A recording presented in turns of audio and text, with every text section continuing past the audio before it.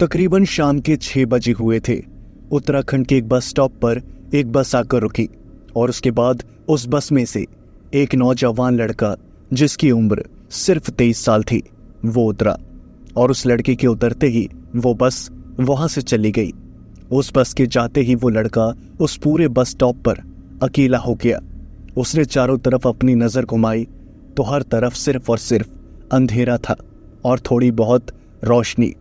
उसके बाद उसने अपनी निगाहें सामने की ओर करी तो उसे एक कच्ची सड़क नजर आई और वही कच्ची सड़क उस लड़के के घर की ओर जाती थी।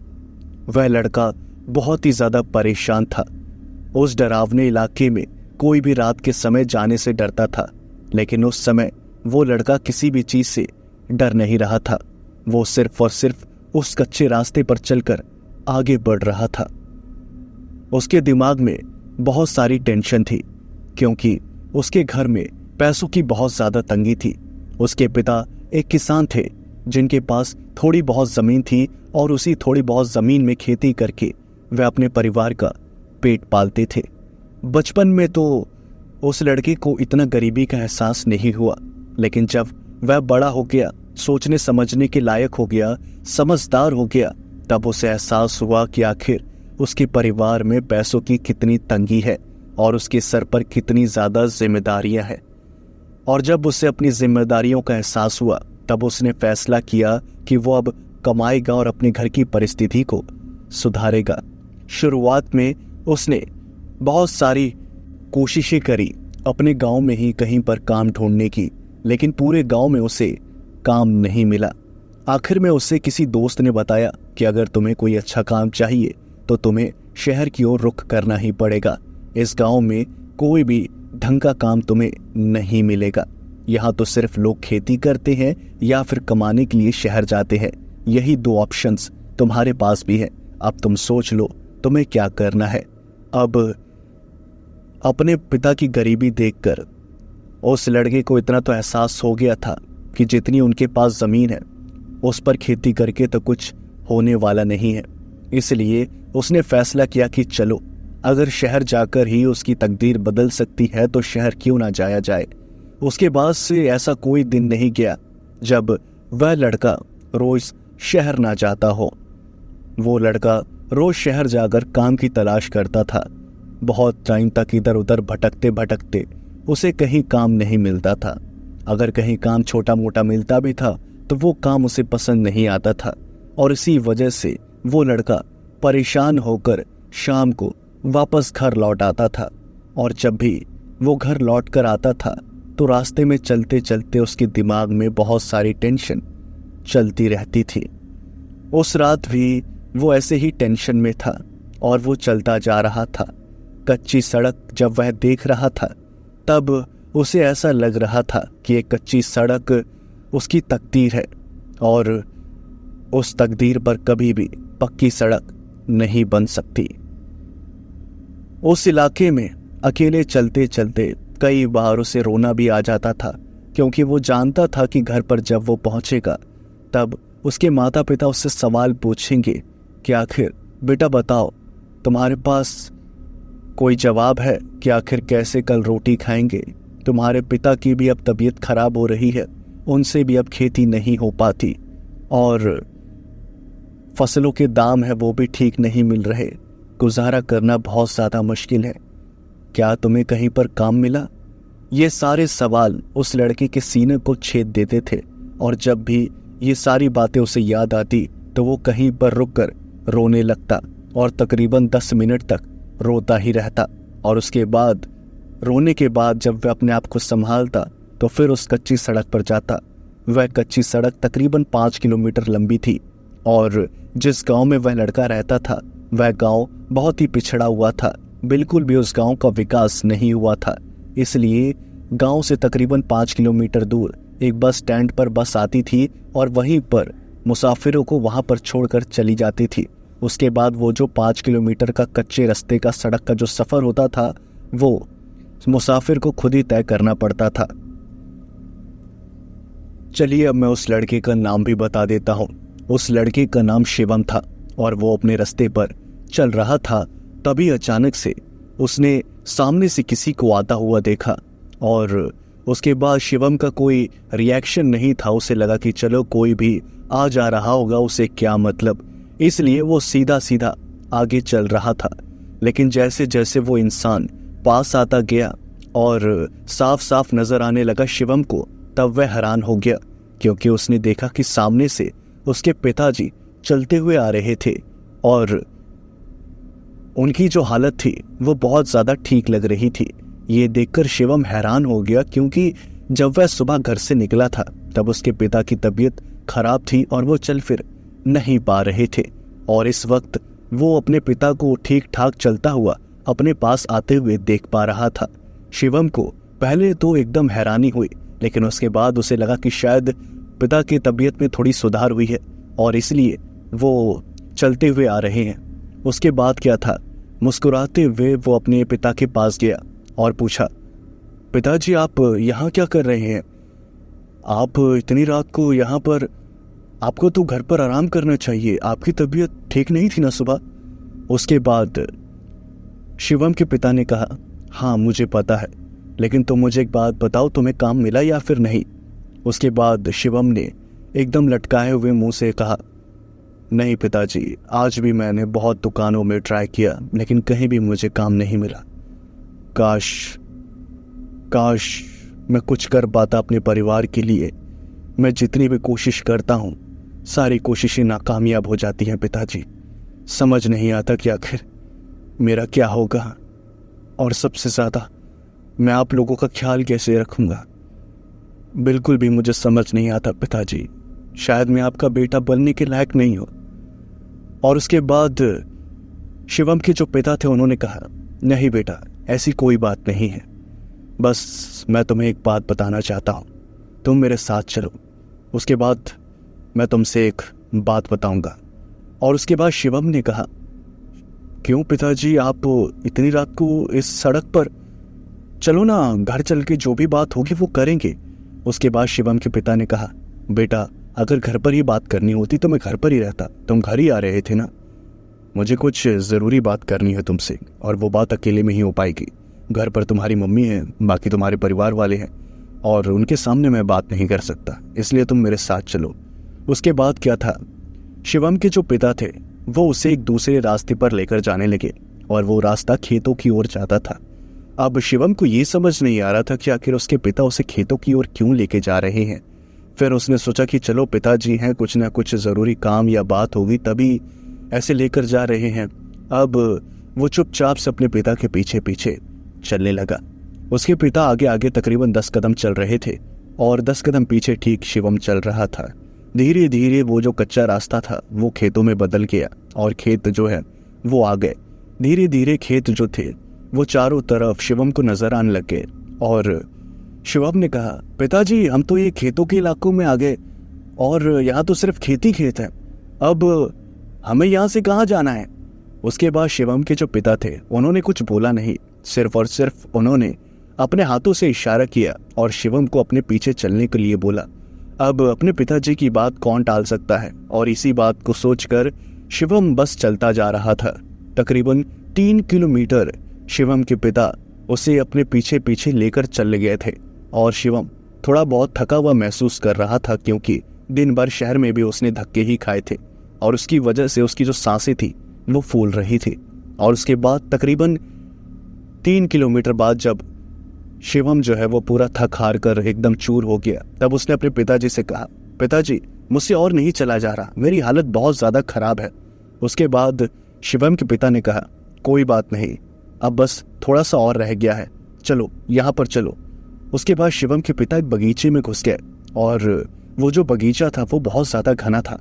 उस बगीचे में तकरीबन 15 से 20 पेड़ थे, और वो 15 से 20 पेड़ बहुत ही ज़्यादा घने थे। सुबह के टाइम तो वो पेड़ दिखने में ठीक ठाक लगते थे, लेकिन रात के समय वो बगीचा और वो सारे पेड़ किसी हॉरर मूवी की लोकेशन से ज़्यादा कम नहीं लगते थे। और उसके बाद शिवम ने जब उस बगीचे को देखा और अपने पिता को उस बगीचे में खड़ा हुआ देखा, तब उसकी हालत थोड़ी बहुत ख़राब होने लगी, और वो सोचने लगा कि आखिर मेरे पिताजी मुझे ये कहाँ लेकर आ गए। और उसके बाद शिवम के जो पिता थे उन्होंने अपना जो सर था वो पीछे की ओर नहीं किया, बल्कि बस अपना जो हाथ था उससे इशारा करके शिवम को अपने पास बुलाने लग गए और उसके बाद मजबूरी में शिवम बगीचे के अंदर चला गया। जब शिवम बगीचे के अंदर गया तब उसने वहां पर देखा कि एक कुआं था और कुआं बहुत बड़ा था। ऐसा लग रहा था जैसे बहुत प्राचीन कुआं है। उस कुएं को देखकर शिवम ने कहा, पिताजी आप इस कुएं के पास क्या कर रहे हैं? इस कुएं में तो मेरे ख्याल से सालों से पानी नहीं है और ये कुआं खाली है मेरे ख्याल से, है ना? उसके बाद शिवम के पिता जो थे उन्होंने कुछ नहीं बोला और उन्होंने शिवम को उस कुएं में झांकने के लिए कहा। अब शिवम को लगा कि क्या पता इस कुएं में कुछ हो। उसके बाद शिवम ने पीछे से कुएं में झांकना शुरू कर दिया।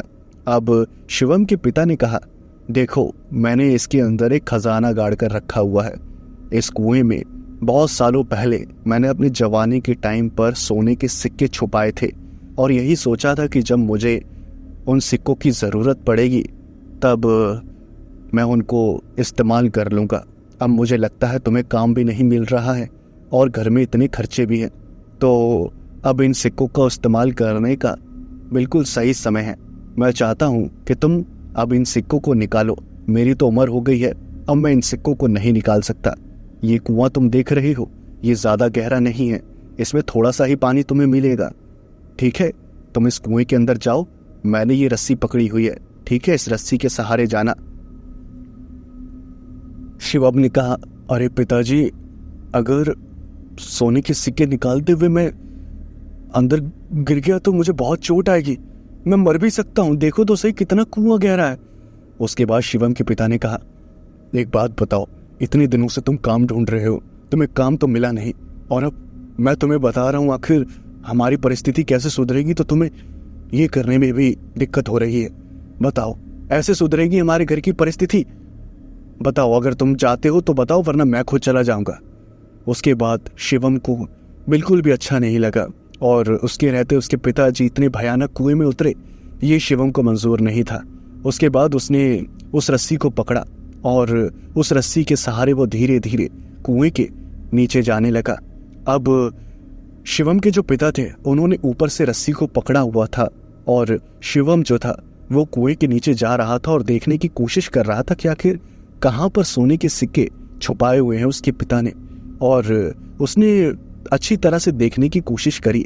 अब कुआं जो था वो गहरा भी था और साथ ही साथ उसमें अंधेरा भी था और अंधेरे की वजह से कुछ भी शिवम को साफ नजर नहीं आ रहा था। वो बस अपनी आंखें बड़ी कर करके देखने की कोशिश कर रहा था कि आखिर कहाँ पर सोने के सिक्के हैं। और शिवम ने कहा, पिताजी ये कुआं कितना गहरा है? शिवम के पिता ने कहा, अरे बेटा तुम चिंता मत करो, इस कुएं की हाइट तो बहुत ज्यादा है, लेकिन जो पानी की हाइट है वो सिर्फ 3 फुट है और तुम तो 6 फुट के हो, तो इस पानी में डूब ही नहीं सकते। इस बात की बिल्कुल भी फिक्र मत करो। और उसके बाद शिवम एकदम बेफिक्र होकर उस कुएं के और अंदर जाने लगा। अभी तक उसने रस्सी पकड़ी हुई थी और छोड़ी नहीं हुई थी और उसे किसी भी बात का डर नहीं था, क्योंकि उसे पता था उसके पिता ऊपर रस्सी को पकड़कर खड़े हैं और कुछ भी हो जाए वो शिवम को कुछ होने नहीं देंगे। इसी भरोसे के साथ वो एकदम निश्चिंत होकर इतने गहरे कुएं में उतर रहा था और तभी अचानक से कुछ ऐसा हुआ जिसके बारे में शिवम ने सोचा नहीं था। जब वह कुएं के नीचे उतर रहा था तभी उसके दिमाग में कई सारे सवाल आने लगे और उसने सोचा कि सुबह के वक्त तो उसके पिता इतने बीमार थे, तो आखिर वो इतनी दूर तक चलकर पैदल आए कैसे, और उन्होंने शिवम जैसे भारी भरकम इंसान का वजन कैसे संभाला हुआ है। ये सारे सवाल शिवम के दिमाग में अचानक से एकदम खटकने से लगे। आखिर कोई इंसान जो सुबह इतना परेशान है, तबीयत खराब है, ठीक से चल फिर नहीं पा रहा है, शाम के समय इतना ज्यादा हेल्दी हुष्ट पुष्ट कैसे हो सकता है? ये सारे सवाल शिवम के दिमाग में आए ही थे। तभी उसने ऊपर की ओर देखा तो उसकी जो नजर थी वो ऊपर की ओर देखती ही रह गई। उसने देखा कि जिसने रस्सी पकड़ी हुई थी वो उसके पिता नहीं थे, वो कोई और ही शख्स था जिसका पूरा जो चेहरा था वो सफेद था और आंखें काली, सूरत पर एक डरावनी सी मुस्कुराहट और उसके हाथ पूरे सफेद। उसका पूरा शरीर ही सफेद था और आंखें काली थी, डरावना सा चेहरा और तभी उसने रस्सी को छोड़ दिया और रस्सी के छोड़ते ही शिवम एकदम उस कुएं के गहरे पानी में धड़ाम से गिरा और वो तैरने की कोशिश करने लगा। लेकिन तभी उसे महसूस हुआ जैसे अंदर से कोई उसका पैर खींच रहा है और शिवम ने बहुत जोर जोर से चीखने की कोशिश करी कि मुझे बचाओ, मुझे बचाओ, मैं मरने वाला हूं इस कुएं में, मुझे कोई खींच रहा है। उसके बाद उसने आसपास कुएं की ओर देखा हाथ मारते हुए। तब उसे नजर आया कि उस कुएं के आसपास तकरीबन 10 से 15 लोग थे जो शिवम को घूरते हुए देख रहे थे डूबते हुए, और साथ ही साथ मुस्कुरा भी रहे थे क्योंकि उन्हें पता था कि अब उनके साथ एक नया साथी आने वाला है। जब शिवम उस कुएं में डूबते हुए अपने हाथ पैर मार रहा था और अपनी जान बचाने की कोशिश कर रहा था, तब उसे धीरे धीरे महसूस होने लगा कि अब वो नहीं बचेगा। उसने ऊपर की ओर देखा तो उसे मरी हुई आत्माएं नजर आ रही थी और उसने भी अब फैसला कर लिया कि चलो, उसकी जिंदगी का अंत जो था वो ऐसा ही लिखा था भगवान ने। और धीरे धीरे उसकी हिम्मत हार रही थी, उसके जो हाथ पैर मारने की जो ताकत थी वो कम पड़ती जा रही थी और उसका शरीर भी धीरे धीरे सुन्न पड़ता जा रहा था। तभी अचानक से वहां पर एक आवाज आई, बेटा, बेटा मैं यहाँ हूँ, बेटा तुम यहाँ आए हो क्या, बेटा, बेटा तुम यहाँ आए हो क्या। और ये आवाज सुनते ही शिवम जो था उसके पूरे हाथ पैर में फिर से जान आ गई और उसने कहा, हाँ पिताजी, हाँ पिताजी मैं यहाँ हूँ, पिताजी मैं यहाँ हूँ, मुझे बचाइए, मैं यहाँ कुएं में हूँ, मैं कुएं में हूँ। जितना जोर से हो सकता था शिवम ने चिल्लाया और तभी वहां पर किसी के आने की आवाज जो थी वो शिवम ने सुनी। और उसके बाद उसने ऊपर की ओर देखा तो उसके जो पिताजी थे वो बहुत ज्यादा खराब हालत में थे और पूरा माथे से पसीना एकदम झरने की तरह बह रहा था।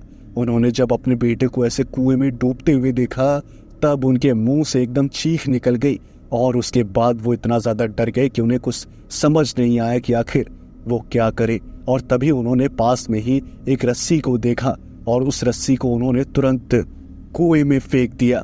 उसके बाद क्या था, शिवम ने उस रस्सी को पकड़ा और वो जो बुजुर्ग पिता था उसके शरीर में तो ताकत नहीं थी, लेकिन एक पिता के नाते उसके शरीर में अचानक से ही ताकत आ गई क्योंकि वो अपने बेटे को किसी भी हाल में मरने नहीं दे सकता था। शिवम के पिता ने उनकी बूढ़ी हड्डियों में जितनी ताकत थी सारी ताकत लगाकर 90 किलो वजनी शिवम को ऊपर खींच लिया। और उसके बाद जब वह कुएं से बाहर आया शिवम, तब वो पूरा गीला हो रखा था और हाँफ रहा था। तभी शिवम के जो पिता थे उन्होंने कहा, बेटा यहाँ से चल, यहाँ से चल, यहाँ मत आराम कर, आगे आगे आराम करेंगे, आगे आराम करेंगे।